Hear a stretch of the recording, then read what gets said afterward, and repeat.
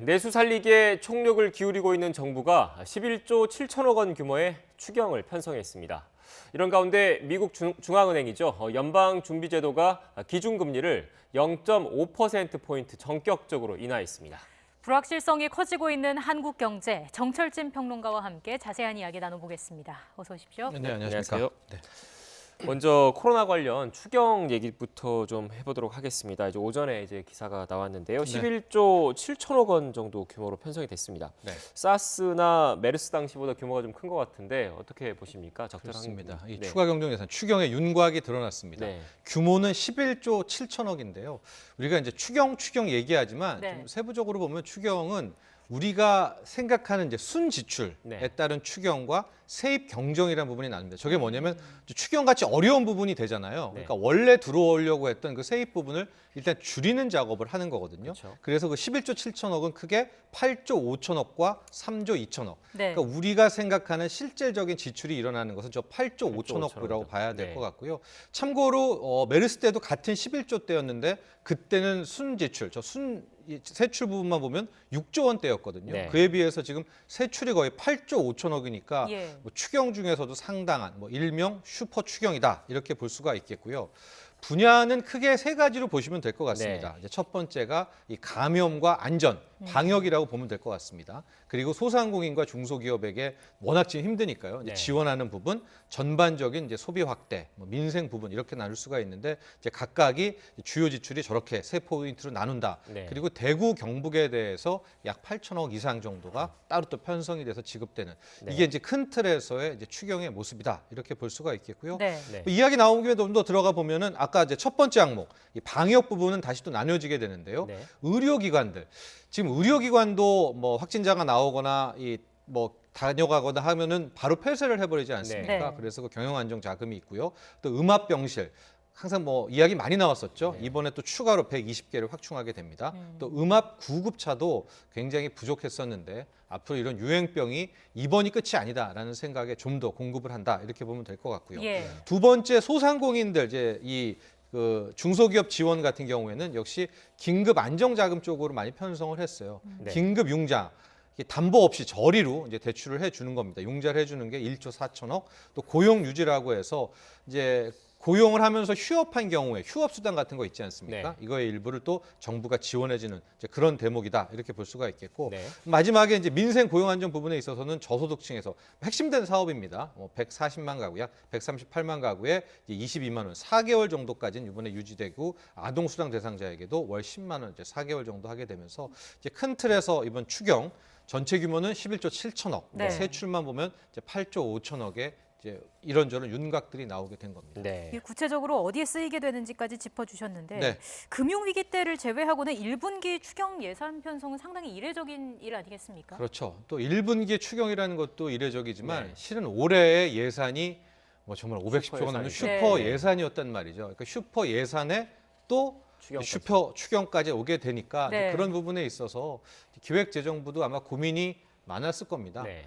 우리가 이렇게 생각하면 되죠. 동창회라든가 어떤 모임에 있어 보면 이제 회계 맞는 친구는 네. 항상 이제 자금 운용을 빠듯하게 하잖아요. 이제 예. 이런 관리에 또 예민하고 민감한데 기획재정부도 굉장히 고민이 많았는데 결과적으로 코로나19의 지금 경제 충격이 정말 심각하거든요. 네. 그래서 이제 이런 큰 틀에서의 11조 7천억의 추경을 편성하게 된 것 같습니다. 일단 또 이제 정부의 가장 지금 현재 입장은 네. 앞서 말씀하신 대로 좀 이례적으로 추경을 1분기에 편성을 했는데 네. 슈퍼 예산인데도 네. 무엇보다 그 경제 살리기에 대한 절박함이 좀 묻어 있지 않나라는 생각이 듭니다. 네. 근데 다만 이제 좀 걱정스러운 부분은 이제 과연 이렇게 추가 경정 예산을 추가로 편성을 했는데 이 재원 자체가 결국은 빚내서 국채 발행이라는 게 결국 그렇습니다. 나라 빚내서 하는 거지 않습니까? 이제 국채 발행 규모가 10조 3천억 원 정도가 되더라고요. 네. 그렇게 될 경우에 이제 국가 채무 비율 그러니까 GDP 대비 채무 비율이 40%가 넘는 걸로 일단 예상이 되고 있는데 어떻게 재정 건전성 관련해서 괜찮을까요? 그렇죠. 이제 제가 앞서 기획재정부가 고민이 네. 많았다라고 얘기를 했는데 이제 각 나라마다 국가의 예산, 나라 금고죠. 이 네. 국간을 운영하는 기준이 있습니다. 네. 우리나라 같은 경우에는 전체 국가 채무 비율, GDP 대비 국가 채무를 60% 그리고 한 해 흑자냐 적자냐 할 때 평가하는 이제 이걸 재정 적자, 뭐 관리 재정 네. 수지 부분이라고 하는데 이 재정 적자는 3%로 일단 계속 맞춰 왔습니다. 근데 요번에 올해의 슈퍼 예산 그리고 이번 추경까지 하게 되면 좀 거칠게 어렴풋이 계산을 해보면 일단 국가 채무는 815조 원이 되고요. 네. 이렇게 될 경우에 GDP 대비 채무 비율이 41%로 좀 넘습니다. 40%가 일단 넘게 되고요.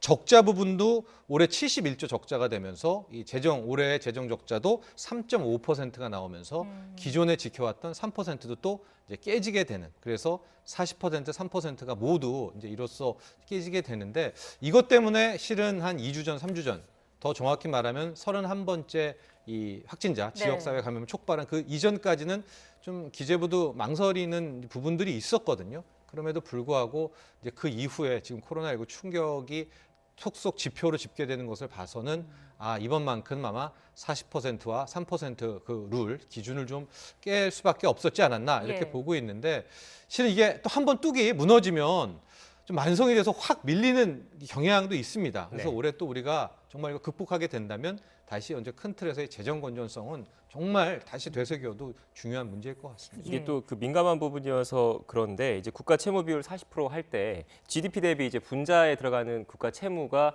국가 기관만 상대로 할지 그렇죠. 공공기관 그러니까 뭐 한전이라든지 네, 공공기관 공무원 다 연금 이런 거 다 포함할지 포함할지, 할지 예. 지금 이 40%는 어떤 협의에 이제 기준으로 네. 따지게 되는 겁니다. 네. 그렇습니다. 맞습니다. 지금 전 세계 각국에서도 코로나19 여파에 따른 경제 영향을 좀 최소화하기 위해서 노력을 하고 있는 상황인데 네.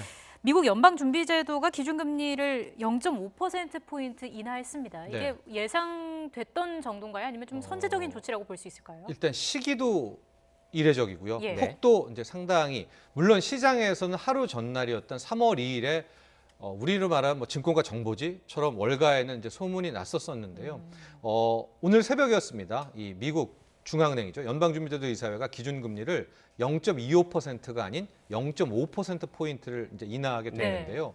실질적으로 그 미국의 이 연준의 FOMC 회의, 우리로 말하면 금융통화위원회는 3월 17일, 18일입니다. 네. 그러니까 이달 18일 날 기다렸다가 해도 되는데 지금 3월 4일 날 한 거잖아요. 예. 네. 그만큼 시간도 촉박했기 때문에 시장이 굉장히 좀 이제 거기에 대해서 앞도 갑론을박이 많고요.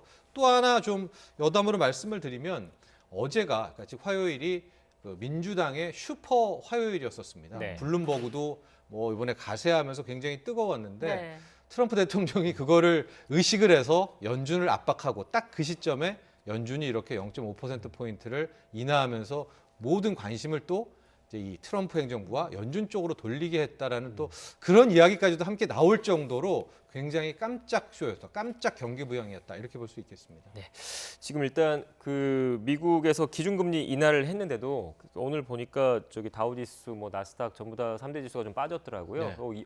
이유가 있을까요? 그렇죠. 이 부분을 이제 네. 우리가 함께 짚어봐야 될 것 같은데요. 이제 인하를 0.5% 인하한다라고 네. 이제 속보 나오자마자 시장이 한번 쭉 올라가려다가 간 후에 그대로 급락, 거의 뭐 폭락 양상까지 보여주게 됐는데 네. 일단 이유는 금리 인하를 발표하고 제롬 파월 연준 의장이 금리 인하만 하겠다라는 뉘앙스를 풍긴 거예요. 네. 근데 우리가 이제 우는 애가 계속 때를 쓰잖아요.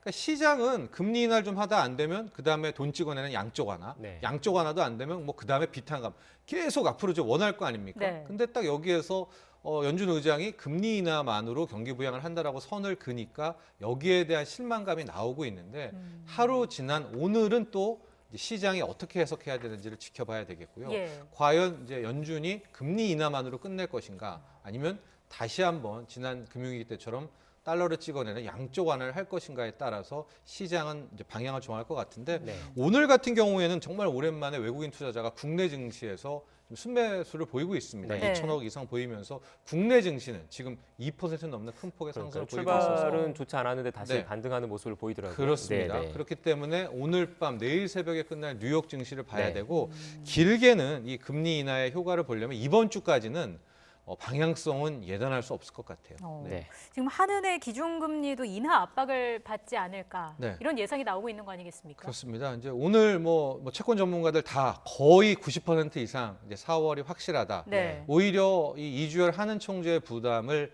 제롬 파월 연준 의장이 덜어줬다 뭐 이렇게 네. 평가할 수가 있을 것 같은데요. 실은 이달에 이 3월에는 우리 한국은행의 금융통화위원회가 없기 때문에 네. 이제 4월에 뭐 동결을 할지 인하를 해야 될지 볼 텐데 지금 화면을 보시면 알겠지만 당초에는 이제 미국이 1.5에서 1.75%였습니다. 기준금리가. 네. 근데 오늘 새벽에 0.5% 포인트를 인하함으로써 미국이 1%에서 1.25.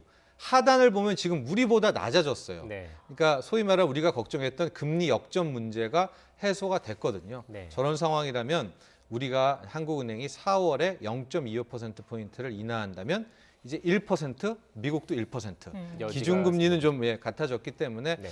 아마 한국은행 입장에서는 이제 큰 뭐 이변이 없는 이상 경기가 갑자기 확 살아난다 뭐 이런 게 아닌 이상은 네. 이제 4월에는 인하 가능성이 매우 높아졌다 이렇게 볼 수 있겠습니다. 네, 이제 부동산 얘기, 금리 얘기 나왔으니까 부동산 얘기 좀 해보겠습니다. 요즘에 부동산 시장 뭐 코로나19 여파도 있고 그래서 사람들 뭐 집 보러 간다거나 이런 것도 좀 안 해서 이제 거래 절벽 얘기가 좀 네, 나오더라고요. 근데 그렇습니다. 금리 인하 가능성도 좀 점쳐지고 있는 상태에서 앞으로 부동산 어떻게 될 것으로 좀 보십니까? 그렇죠. 이제 금리 인하는 분명히 부동산에서는 호재이기는 네. 합니다. 그런데 네. 코로나19 상황에서는 아직까지는 좀 더 지켜봐야 될 것 같은데 네.